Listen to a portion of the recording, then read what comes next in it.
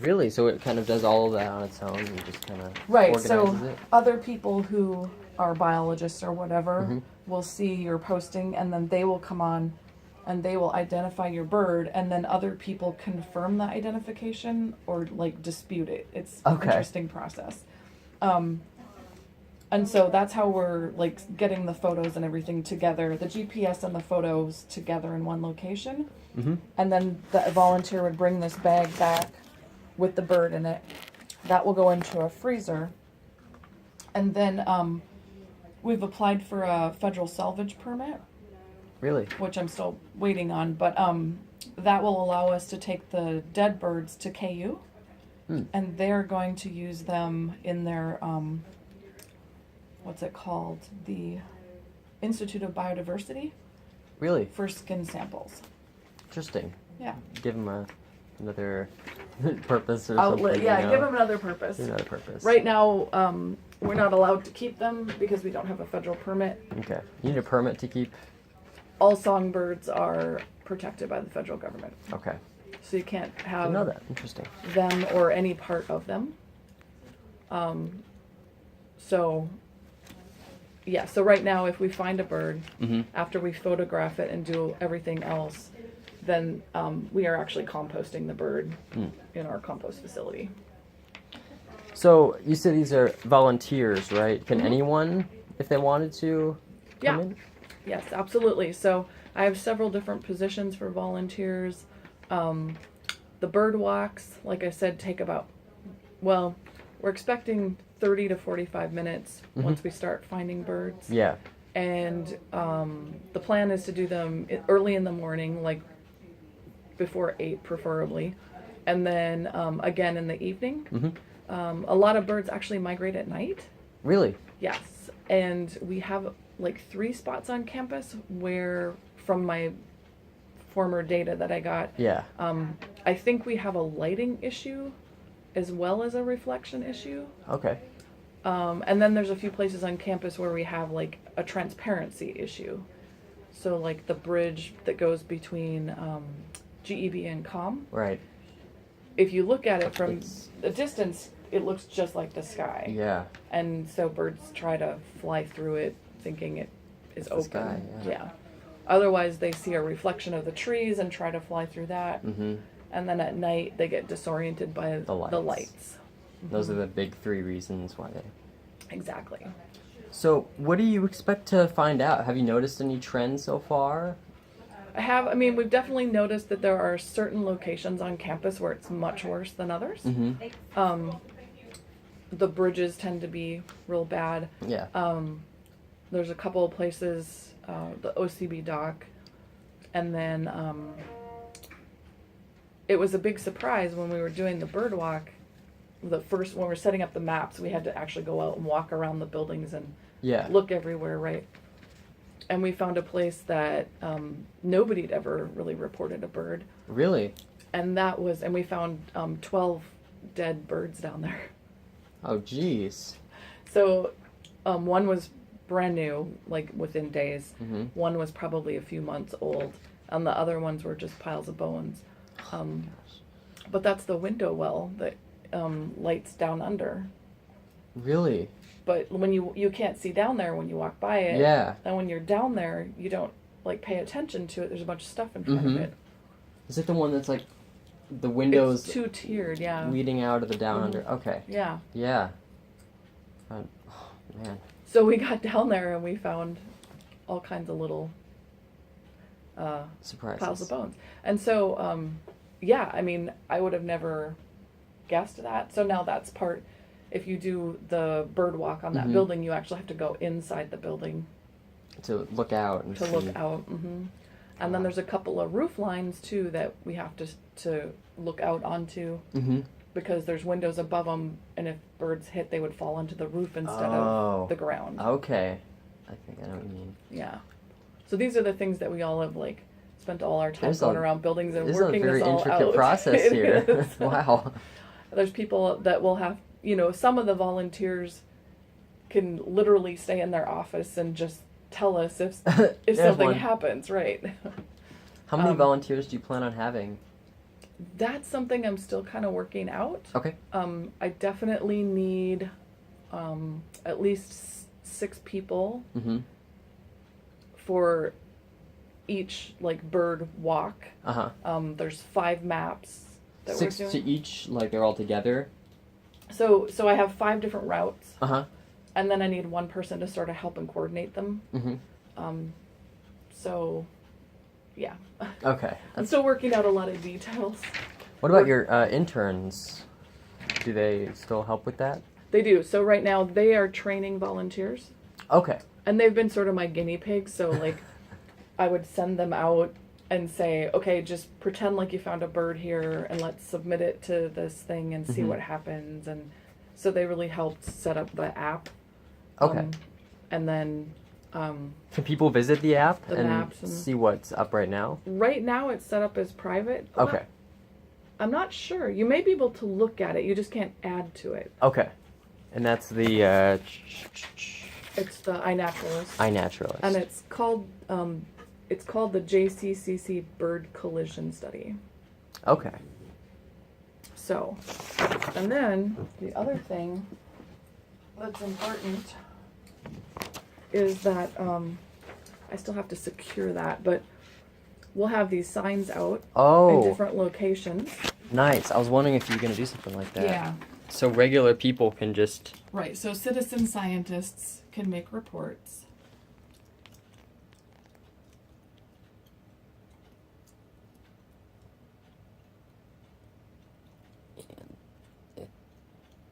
Trying to get it cropped in properly. There we go. So we're gonna hang these, and we'll put like a description of the location. So like if you're Uh-huh. there or you're around there, you would know what to tell us. Okay, Right? so like if it's like in the OCB and you'd be like... Right, if you're on the east side of OCB, like not everybody's good with directions, Yeah. right? Are they going to be like posted like outside or kind of Outside, on and then for anyone who was willing to put one in a window that would face Mhm. outward, there's a few places where that would be helpful. And yeah, so anyway, we're hoping to have some of the locations that, marked so Yeah. that if it's the middle of the day and something happens when we're not, looking, that other people can report it and we can respond. So then one of the positions is a bird responder. And coming... right, so then they're like, there's a dead bird outside your building, and then they would have to go out and do the whole routine. Uh-huh. So, they may not get called for a Very- long time. They very may not often. get called at all, but on the other hand, they may end up going out, quite often, depends on where they are, so. You ever see other flying creatures dead, like bats or anything? Yes, I actually found, we were cleaning out the space that's the collab, Mm-hmm. when it was, right before they were going to turn it into the collab. It Oh, yeah? used to be the culinary center. Really? And it was empty when I started here. Mm-hmm. So we were over there cleaning a bunch of stuff out, and I found a dead bat over there. Ugh. It was all dried out. I Still. still have it. You have it? Yeah. Is it like in your house or Yes. like, framed? No, it's on a shelf, and it's we call it our shelf of dead things. So Oh boy, we have this is very macabre. cicadas. I really like cicadas. You can see I have a few of them up. Oh wow. And we have a wolf spider that we found. They're giant. Oh, I know. So anyway, yeah. Um, Mostly it's fossils and stuff like that. Oh but- man. Is this something you feel pretty passionate about? It is actually. It really bothers me. Mm-hmm. And so, and then as I was crowdsourcing this data and people are emailing me, they're telling me, this has always bothered me. This has always bothered me. Yeah. I'm so glad Someone's doing looking something into about it. This. Yeah. And then when you start reading like some of the statistics, like 1 billion birds die every year You're kidding. during migration. Wow. And from collisions. And there's some like car collisions and stuff like Mhm. that, but most of them are into Like buildings with glass windows. Yeah. And for instance, the new Vikings stadium apparently is a huge bird killer. Really? Yes. I'm from Minnesota originally, so. But you know, when you start Poor thinking birds. about it, 1 billion birds, that's a lot That's of birds. yeah. That's a very sizable amount. It is, and it's probably not a sustainable number over the course of time. Really? Do you think that could lead to a very, big issue with bird? I do, so one of the interesting things is the birds that are striking our campus during migration, they're not from here. Like, we're getting North Carolina warblers and yellow-billed cuckoos, and which are on the threatened list. Oh, And no way, really? yeah, so we're like, we're getting birds that are already threatened, and they're coming through here to migrate, and And then they're just they're dying here. So I do feel pretty passionate about it. What do you think? What do you think would be like if, it just kept happening? Do you think it would lead to, I wouldn't say like an extinction. That can't happen, right? I mean, Well, of course it can Well, happen. So I due did to I did the math on it, and if we take out one breeding pair of cuckoos a year, within 3 years, potentially we've taken 257 cuckoos out of wow, the mix. and then multiply all that into the billions, and that's Right. terrifying. So, this campus has a strong sustainability initiative and everything else, and part of that is environment. And, we've built this environment, and this is what's happening. Yeah. And we have the ability to do something about it, so we should. So, in addition to this study, are there any things that people can do to prevent it in the first place? Sure, I mean, I hear from a lot of people that they have the same issue at home. Mm-hmm. And a lot of times, there's some bad information out there, and like you can cut out those black birds and stick them on your window or whatever. But the problem is the birds. What they see is a reflection, and most people put that stuff on the inside of the window.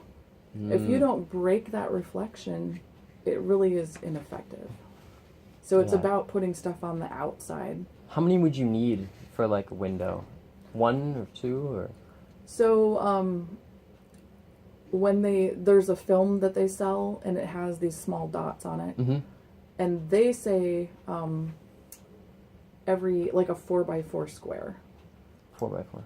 Right, so that there's a dot in each corner on a 4x4 square is ideal.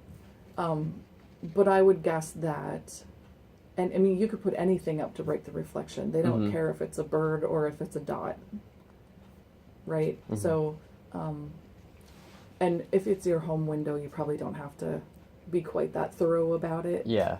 But if you could, hang some decorative wind chimes in front of your window or anything even like anything that would, can break that that sort would of. break that reflection. Okay. And there's all kinds of different now decals and stuff that you can use. There's actually fritted glass that you can put into commercial buildings, and so Wow. There's a lot of stuff regular people can just do to minimize to it. help it out. That's good. So, 2 more questions. One is, how much does all of this is planning on, or kind of rounding out in terms of cost? So, the SSC has given me up to $10,000 to run the study. Okay. So that's equipment. We have some camera traps that we're gonna do to set up to see what time of night birds are hitting certain areas. We had to buy a lot of plastic bags and rubber gloves and those kinds of things. A portion of that will go to also for the consulting from the biologists. And what else? Oh, and things like, so to get this SMS number costs like $15 a month. Oh, really? Okay. Right. So there's a few things like that will have an ongoing cost. Little things here and there. Yeah. And then to do the windows, I mean, it really depends on what we feel the solution is. So, for instance, if the ones that we feel there's lighting issues, changing out lights is a fairly easy thing to do, right? And if there's a really large bank of windows that we have to break the reflection on, that's going to be more expensive. Yeah. And it also depends on what the college is willing to accept. Could that mean like actually physically moving the light? For the lighting issue? Yeah. Or changing out fixtures. Or just changing them out? To a different sort of fixture. So Okay. I think it's the intensity of the light that confuses them. So if it could be softened and diffused, you know, that might be the solution. Okay. And then windows, just how can we break those reflections? Of course, the bridges are easier than, like, some of the, you know, Right. tall windows, and yeah, because you can just the library could get be up an there. issue. You know, we Right. had a barred owl hit the library last year. An owl? Mm-hmm. Oh, man. So, you know, so there's still some stuff like we don't know, did it hit it at night because of the lighting issue? Owls aren't usually out during the day much, although they do sometimes fly around during the day. And When something big like that hits, or like just kind of, I guess in general, does it ever like not kill them? so the barred owl, unfortunately I was not here when it happened, but I have pictures of it and everything. Someone reported it to me. I believe it went to be, it did survive. It survived, okay. And I believe that it went to be, I want to say fixed. No, Euthanized? no. I think it was saved. Okay. Operation Wildlife, they do like recovery for animals that have been injured. So, and also that's the other thing is if we find any injured animals, birds, Yeah. then we will be taking them to Operation Wildlife. That's another volunteer position. A different one? Would be like bird rescue. Bird rescue. So, you know, people who possibly live near Lawrence, because Uh-huh. that's where it's in Eudora, the Operation Wildlife is.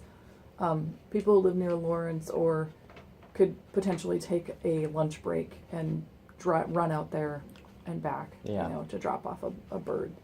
So that's another thing that we need help with. Would that be something that would also go on in the campus? Or is that what you're referring to? Yes, so Okay. if we were to find like the owl and it had not been killed by the strike. Then you'd call one of the rescuers up. Right, and we would, we'll have boxes set up to put the animals into. Raptors like that, I have gloves for it in my car. Yeah.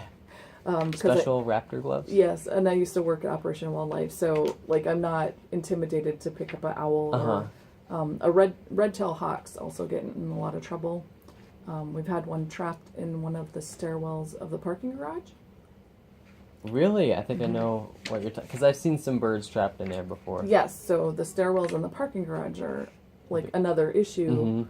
They're flying in there because they think they can keep going, and then they get stuck in there. And then, from my reports, like if they don't kill themselves, we're flying into the glass repeatedly. When they become exhausted, they get when they're near the floor. Yeah. That's like when they sort of figure out that there's an opening they can go through. But a lot of them It's don't almost make like an it allegory out. for life or something. Right? As soon as you stop So fighting. yeah, there's all those. There's a lot of pieces that Mhm. come together, and so yeah, and then there's the database we have to keep up for our permit and those kinds of things. So lots of volunteers. Man, this is such a intricate process you guys are doing. It's cool. Yeah, so I'm excited that we're training. Next week we train some of our first volunteers, Oh yeah? and yeah, and then we'll have 2 training sessions actually. When are those? Because it'd be interesting to meet some of the people who are going to be doing some bird. I haven't set the dates up yet. Okay. But they should be like probably that 2nd or 3rd week of April. Second or third week of April. Okay. Yeah, and I'll have one on like a Saturday, and I'll have one during the week. Okay. And then I'll keep hopefully, in touch with you about some of Yeah. that. Do you happen to know anybody, like an intern or something, someone I could talk to who's doing this? Sure. Caitlin Eberly, she's really helped me put the maps together and Okay. that kind of thing. Is she a faculty member here? No, she's one of my interns. There's been, let's see. Mostly it's been myself and my interns that have been working on just setting things up. Mm-hmm. And then they've been doing the walks 3 times a week.